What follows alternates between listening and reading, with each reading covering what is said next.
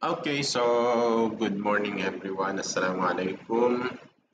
Welcome to our first video or online class recording na gagawin natin. Kasi nga mahaba pa yung topic natin but our time is quite short na lang and we need to cover up everything para makahabol tayo sa topic. Before I start, gusto ko kunin ninyo yung notebook ninyo and do the same tulad ng pag nagkaklase ako sa regular class natin. You jot down notes, then at the same time, part ng ano tawag dito, part ng attendance natin, you need to comment below. Kung sinabi ko mag-comment kayo ng ganito ganyan, mag-comment kayo sa comment section and ilagay ninyo kung ano yung answer ninyo sa tanong ko. Kasi that way, malalaman ko kung sino yung nag-participate, sino naman yung hindi. That's one.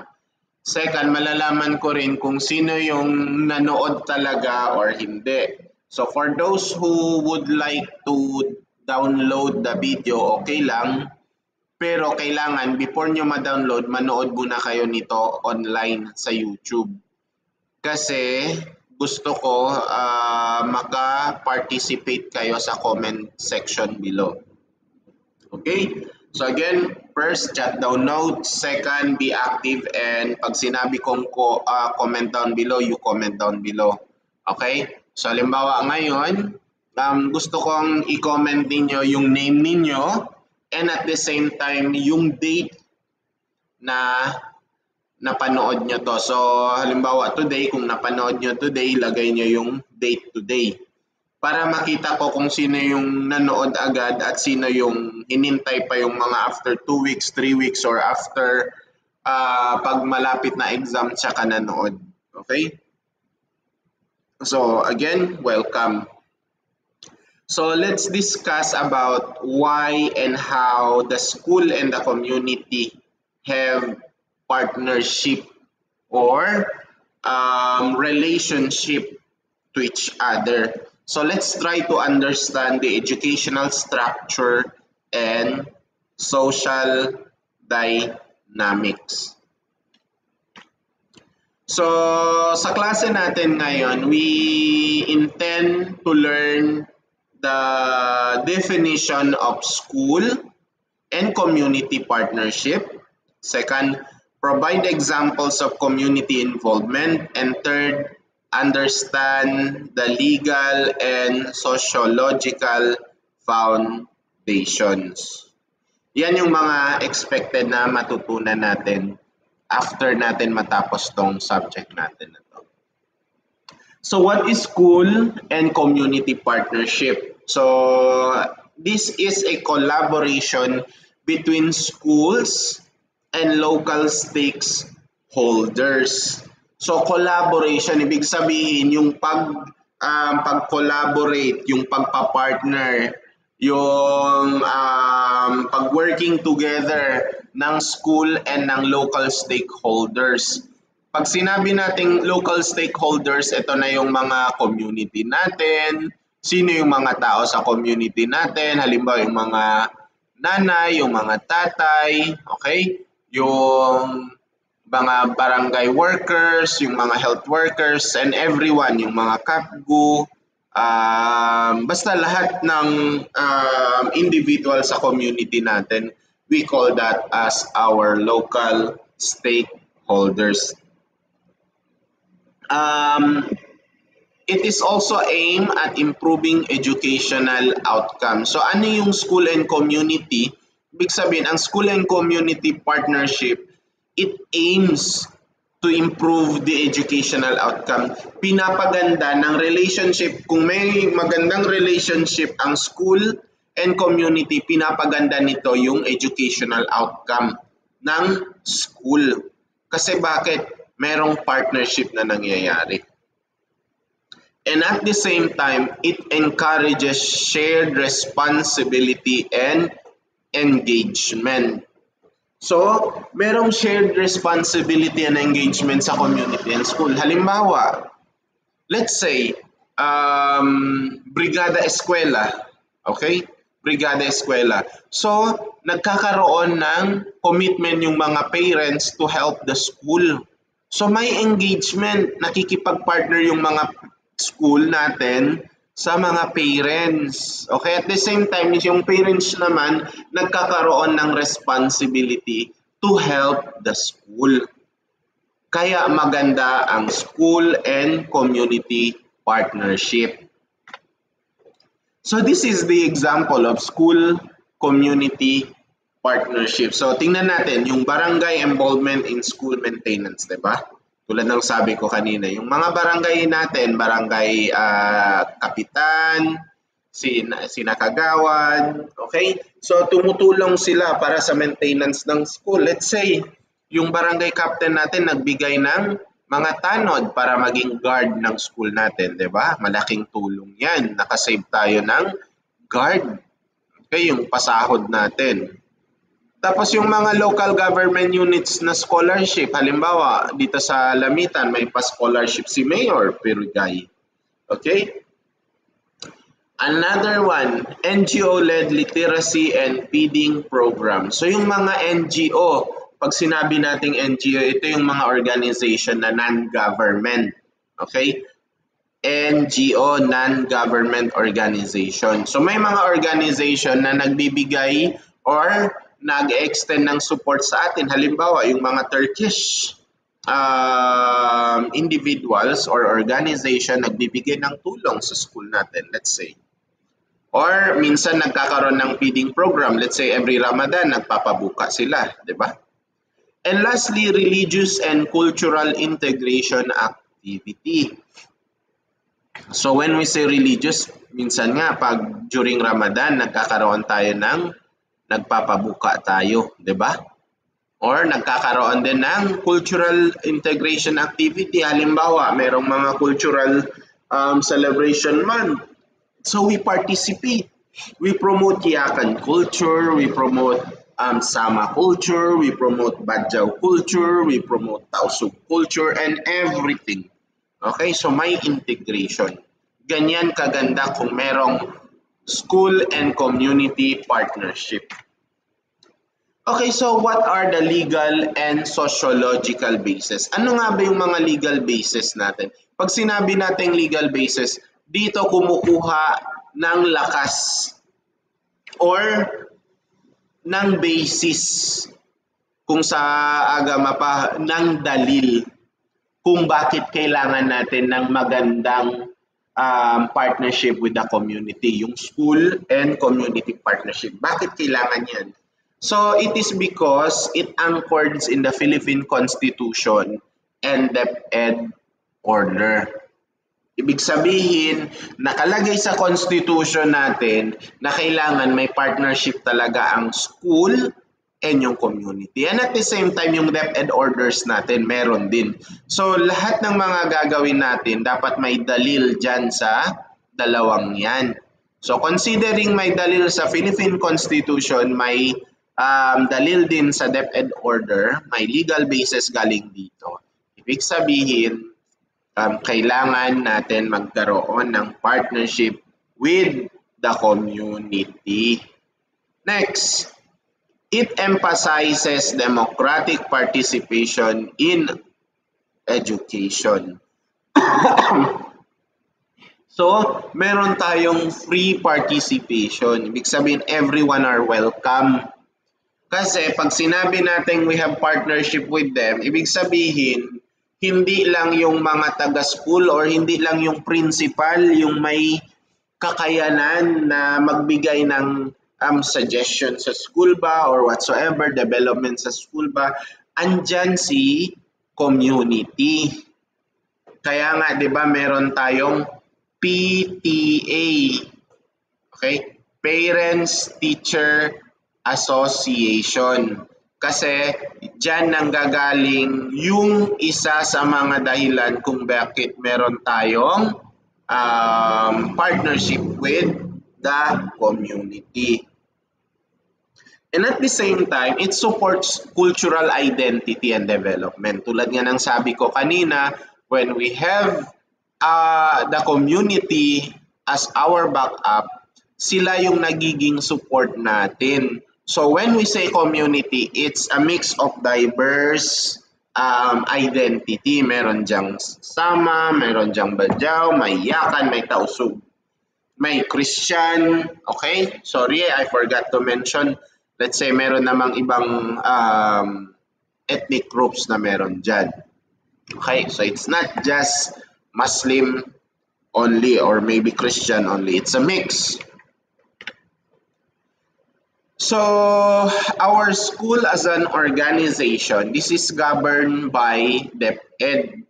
So kung hindi private, tulad halimbawa ng school natin, although private siya, pero meron pa rin tayong sinusunod na DepEd memo order. Okay? Or in our case, under MBHTE. Okay?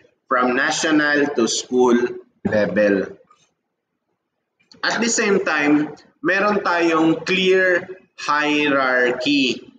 Okay, when we say hierarchy, ibig sabihin kanyan yung organizational ano tawag dito? Structure natin.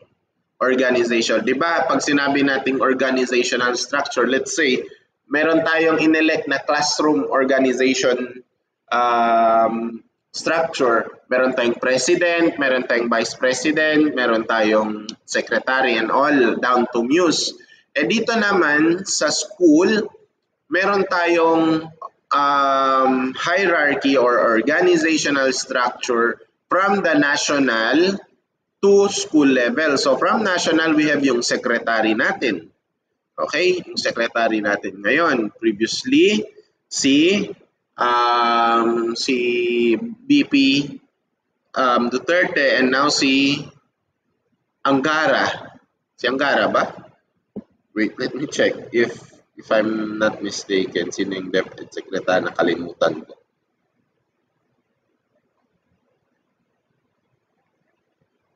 Not Angara. Angara yung pumapasok sa utak ko eh. Tama, si Senator Sonny Angara. Tama nga na nga. Okay?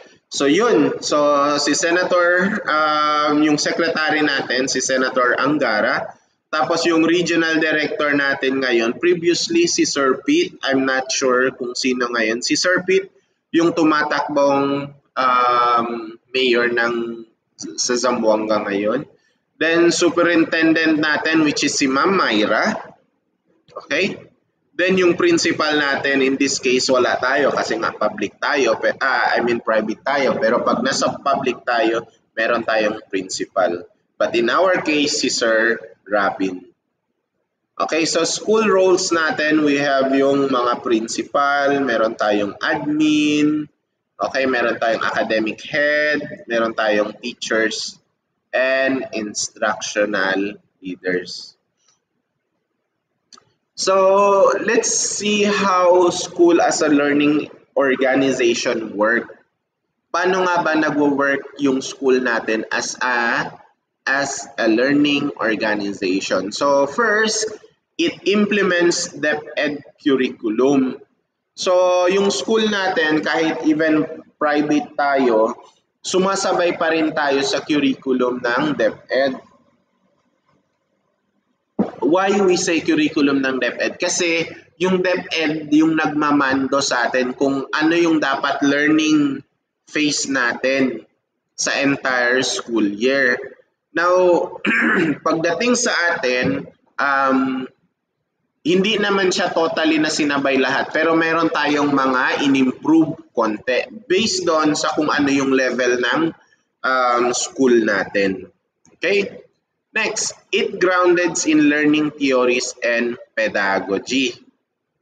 Okay, so ibig sabihin, yung learning organization natin, yung baseline niya ay based doon sa kung anong learning theories ang sinusundan natin. And at the same time, pedagogy. So let's say, yung teaching style na sinusunod natin ay purely, let's say, facilitating learning. So, yun yung style and strategy na i-implement natin. But somehow, it's a case-to-case basis. Naiiba yung mga level of learning ng mga bata natin. So we as a teacher, we also adjust kung ano yung mga dapat nating implement sa loob ng classroom. Kasi minsan meron tayong mga slow learner, minsan naman meron tayong fast learners na mga bata. And at the same time, yung school as a learning organization, dapat yung mga tao dyan, yung mga staff dyan, ay nagkakaroon ng continuous improvement. Okay? Up from the principal ba, down to the working staff. Let's say yung mga janitor, janitress natin and everything. So dapat merong continuous improvement dyan, continuous learning. Kasi nga learning organization tayo. Ibig sabihin non-stop ang learning dyan. So what is the school as a community? Sorry, medyo dry ang pang ko ito.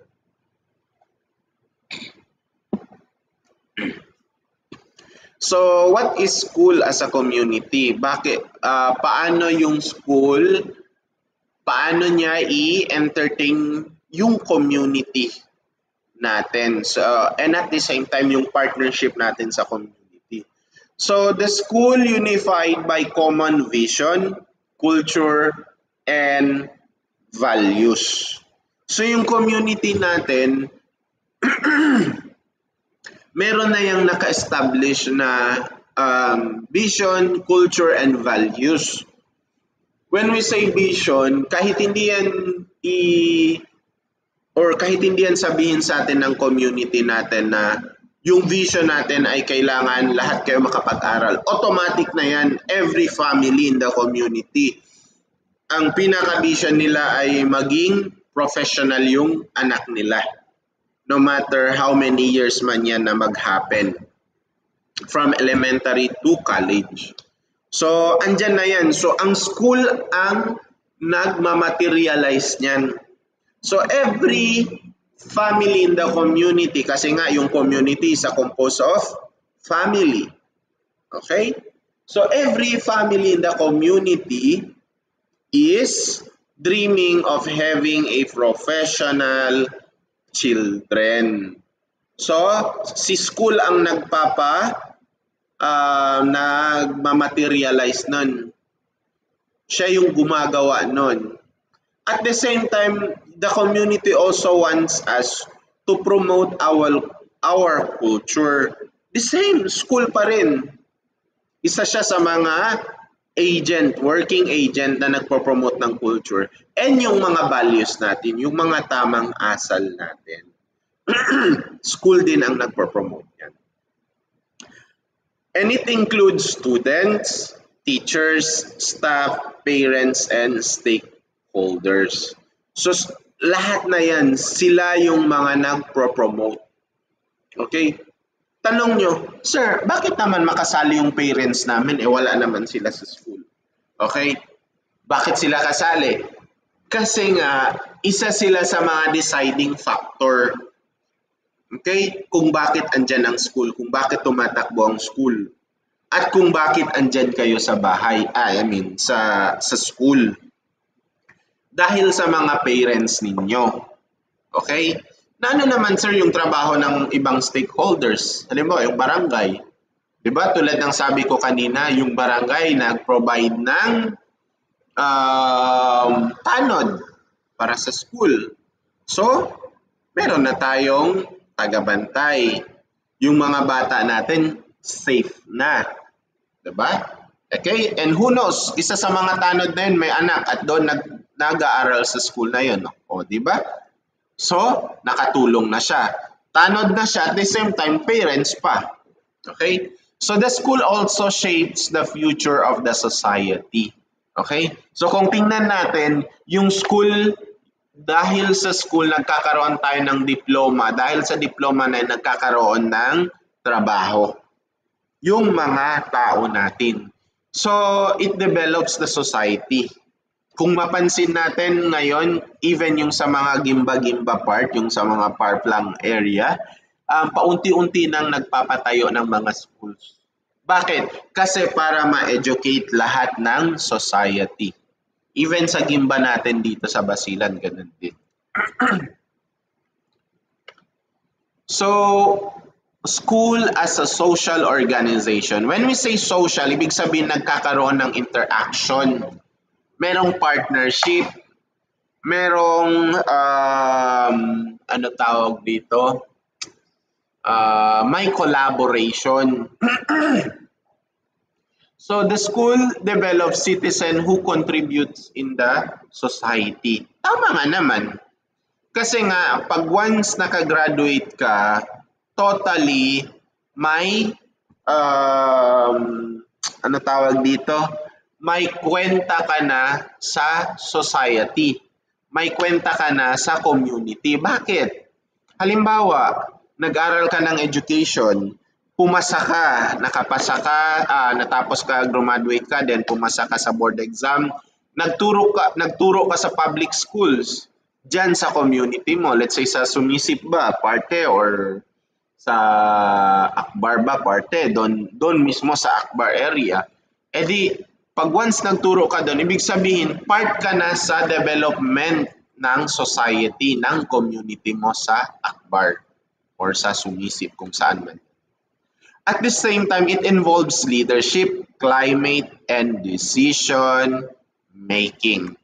So, nagkakaroon din ng factor yung school. Bakit? Kasi merong leadership na sinasabi.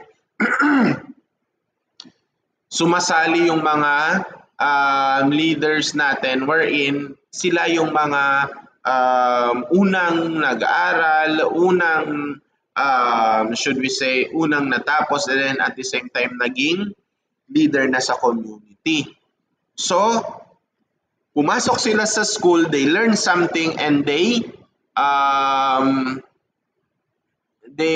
materialize it, ginawa nila yon, ginawa nila kung ano yung natutunan nila, in-implement nila, and naging leader sila, that's it. Nakatulong yon.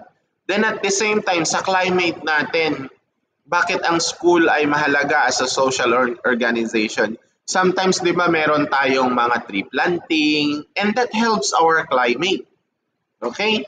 So, and at the same time, decision making. So, hindi nyo lang alam, every school nagkakaroon yan ng decision making factor wherein ang nangyayari, pag merong mga community level decision making, tinatawag nilang school. Tinatanong nila si principal, ano nga ba sa tingin mo pag magkakaroon tayo nito, ganito, ganyan, ito, ganyan.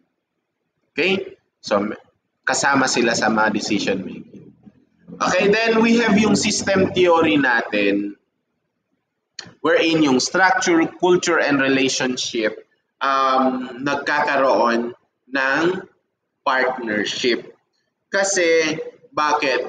Yung system theory is an open theory, okay? Wherein, is an open system wherein andun yung structure, at the same time we promote the culture and yung relationship between the community and the school. Okay, so influenced by tech. Eto tayo. So we have social change and education. Ano nga ba yung mga social change and education? So let's see, influenced by tech, economy, culture, and geography. Okay? Sometimes yung education, sometimes this time around, yung education natin, sumasabay yan sa upgrade. Sumasabay sa uso, kumbaga, on our local dialect pa. Sumasabay siya sa upgrade based sa kung ano yung upgrade ng technology. Dati-dati walang AI, ngayon may AI. So yung school kailangan niyang mag-upgrade din kasi kung di siya mag-upgrade, ang tendency is maiiwan si school, magiging obsolete si school. Economy. Bakit kailangan din mag-upgrade ni school in terms of economy? Kasi nga si school sometimes nahihirapan na sa kung ano yung mga gastusin. So based kung ano yung mga gastusin ngayon, okay, yung mga expenses natin kasi yung economy natin tumataas, nagmamahal, na may changes, okay? Kailangan din makipagsabayan ni school. So nag-upgrade din siya. Kaya nga minsan magtataka kayo, ba't ang tangas ng silingil sa amin ng school? Di ba meron tayong mga expenses. Okay lang yung public schools, but then yung private, kawawa naman. Next, culture. Bakit sometimes nagkakaroon tayo ng social change dahil sa culture?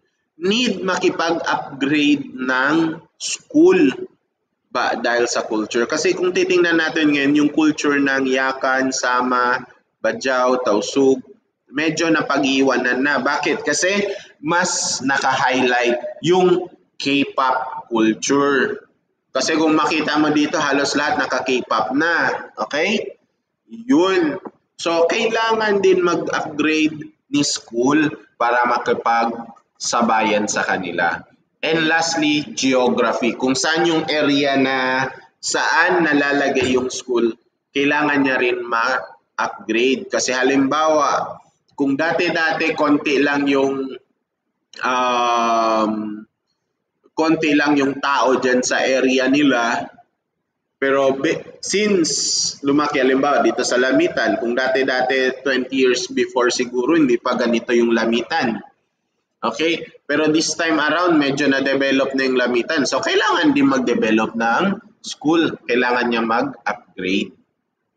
So, education must respond to new norms and relationship. So, tulad ng sabi ko, lahat ng mga development or changes na nakikita natin tulad ng na-mention ko kanina, itong tech, economy, culture, and geography, kailangan makipagsabayan ni school.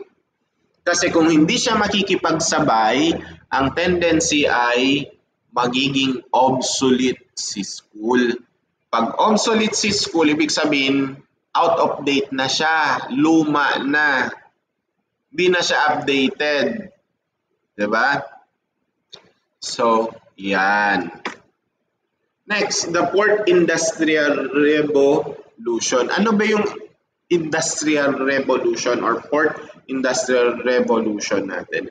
Ito na yung sinasabi ni Bernard Davis na cyber physical integration. Okay, yung cyber physical integration, ibig sabihin, meron na tayong development sa technology and at the same time, na-integrate na natin siya sa classroom natin. So kung classroom natin hindi kulang pang technology, ibig sabihin hindi pa tayo upgraded. So kailangan natin mag-upgrade. Okay? Ano-ano nga ba yung mga challenges? So yan, yung millennial workforce. So kung makita ninyo sa school ninyo puro mga matatanda lahat, so ibig sabihin hindi pa kayo, wala pa or konti pa masyado yung mga millennial workforce nyo. Pero pag makita nyo dyan sa school ninyo na puro mga bata na yung karamihan, so ibig sabihin millennial workforce na ang mga trabahante or ang mga workforce natin. Next, globalization. Okay? So when we say globalization, ibig sabihin yung standard ng school natin sumasabay na sa standard ng globalization.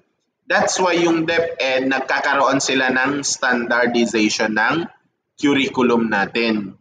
Kasi sumasabay tayo sa globalization standard. Okay?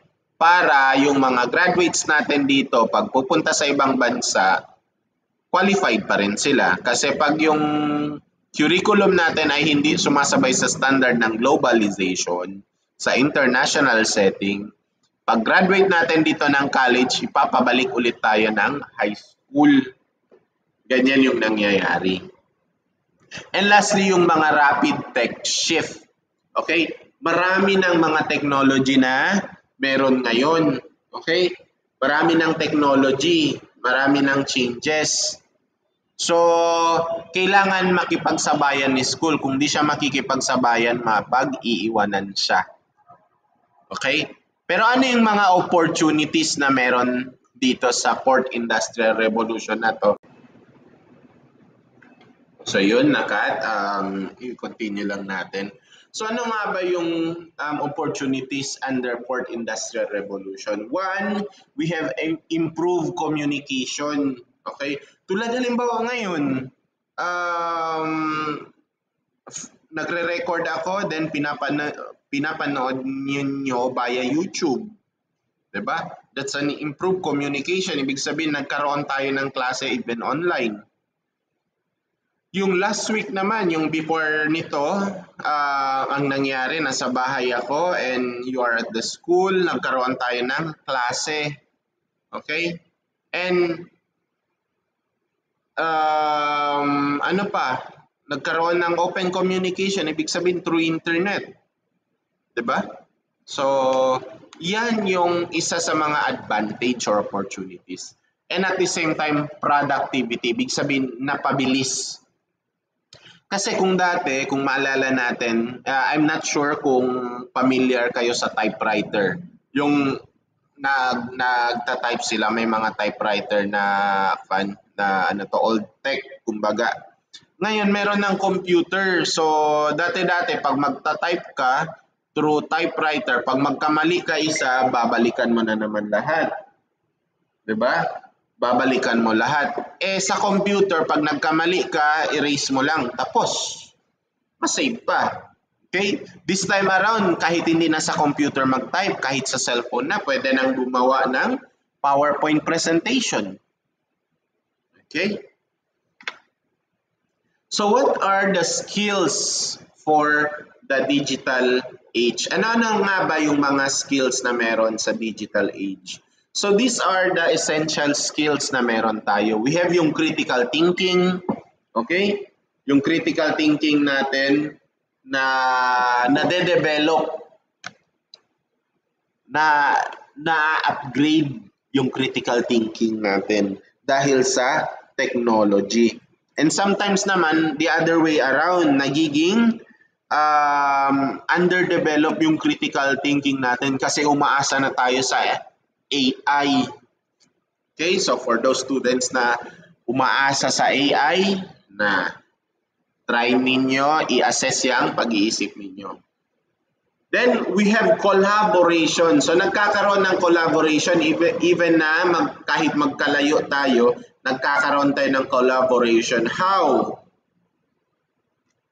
Halimbawa, ngayon, magko-comment kayo. Okay? So magko-comment kayo. Then yung emotional quotient, ibig sabihin, nade-develop din yung emotional quotient ninyo. Ibig sabihin kasi, bakit? Even in distance, nafe-feel ninyo yung experience. So halimbawa, yung mga virtual reality ngayon, di ba? Yung mga nakikita nyo na may parang sa salamin lang, through sa glass lang, yung VR. Okay, kung alam niyo yung VR, isusutin nyo lang yung VR, yung parang eyeglass na yun, tapos nakikita na ninyo yung virtual reality. And nafe-feel nyo na siya, so nade-develop yung EQ ninyo, yung emotional quotient ninyo. Kasi kahit malayo, halimbawa tayo, kahit andito ako, let's say sa Zamboanga, nandyan kayo sa Basilan, ang nangyayari, nafe-feel nyo pa rin, okay? Pag nagkakaroon tayo ng communication. Halimbawa, let's say, kausap nyo yung mga syota ninyo, yung asawa ninyo, yung husband ninyo. Okay? So, yun, kahit magkalayo kayo, nafe-feel nyo pa rin yung love.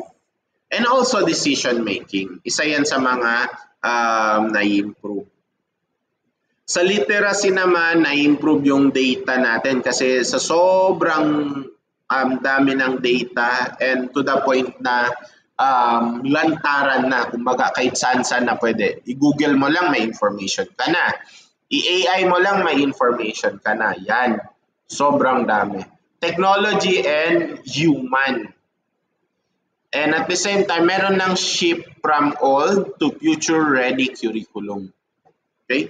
So, kung dati-dati yung old curriculum natin, typewriter pang ginagamit or ano pa, ngayon meron ng future-ready curriculum. Ibig sabihin, naka-indicate na dyan yung computer, naka-indicate na dyan yung technology, yung AI, yung internet, everything nasa curriculum na natin. Yan naman yung advantage ng digital age. And yan din ang mga nade-develop nating skills. So the school as an educational organization, so yung school natin, ino-organize niya yung mga collective goals. Halimbawa, yung goal ng every family, kailangan maging professional yung anak nila. So professional alin? So may professional teacher, may professional engineer, may professional nurse, professional doctors, and everything.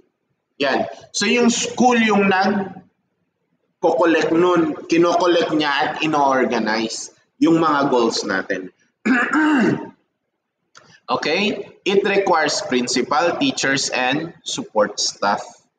Yun. So meron siyang kailangan pag school dapat may principal or head teacher, may teacher, and at the same time supporting staff. Yung mga janitor, janitress, guards, and everything. And at the same time governed by DEX Order number 12 series of 1991. And this time around, I think we are still governed by DEX order or meron na tayong DepEd order. Okay? Kasi DEX dati pa to.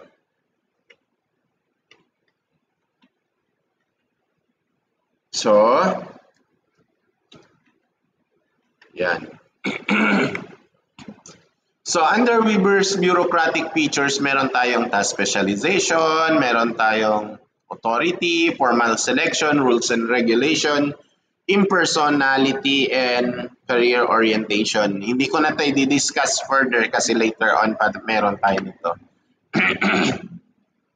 Ito naman yung mga DepEd reforms natin. We have, dati meron tayong regular lang na DEX, nagkaroon na tayo ng K-12 implementation. So ngayon na K-12 yung matatag curriculum na naman. Pero I think mostly K-12 pa rin yung sinusundan natin. Meron tayong MTB, MLE, and contextualization. MTB is mother tongue based multi-language education. Okay? So, and contextualization, ibig sabihin yung mga local. Halimbawa, dito, instead na yung examples natin, ginagamit natin yung mga yaman tubig ng iba't ibang lugar, ginagamit natin yung mga examples natin dito. Halimbawa, yung falls natin dito. Okay? Kung anong meron tayo dito. Then senior high school specialization track. So may mga tracks na sa senior high school. Kung gas ba, kung fumes ba, okay? So ito naman yung mga senior high school tracks natin. So we have yung under academic, we have yung ABM, yung STEMs, and maritime. Under textbook naman yung ICT, agri-fishery, and home economics. And we have yung sports and arts and design. So overall, school must evolve with society. So kailangan yung school mag-evolve siya. Ibig sabihin, kailangan niyang mag-upgrade with the society. Kasama ang society, ang community. Okay, kailangan niyang mag-upgrade. Second, it promotes partnership and rich learning and development. So kailangan may partnership na mangyayari para ma-develop and ma-enhance natin yung learning and development ng bata. And lastly, we should understand the structure builds better collaboration. So, yung structure natin, yung mga legal basis natin, social basis natin, kung ano yung mga kailangan ng community natin. Kailangan maintindihan natin yan para magkaroon tayo ng magandang collaboration and partnership with the community. So, ayan. If you have question, please comment down below. And please, kung hindi nyo naintindihan, you can watch again the video.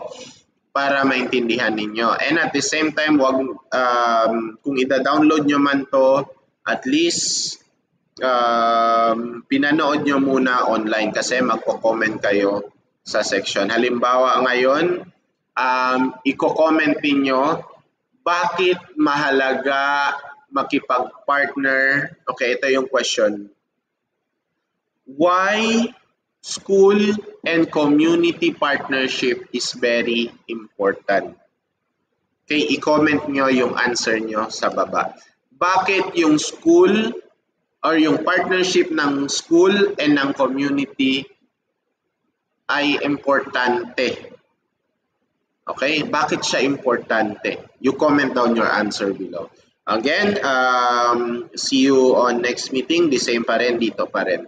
Okay, so again, make sure na meron kayong na-jot down, na-take down nyo yung mga notes na minamention ko. And at the same time, you comment down below kung ano yung mga dapat nyo i-comment. Again, Assalamualaikum warahmatullahi ta'ala wabarakatuh. Thank you.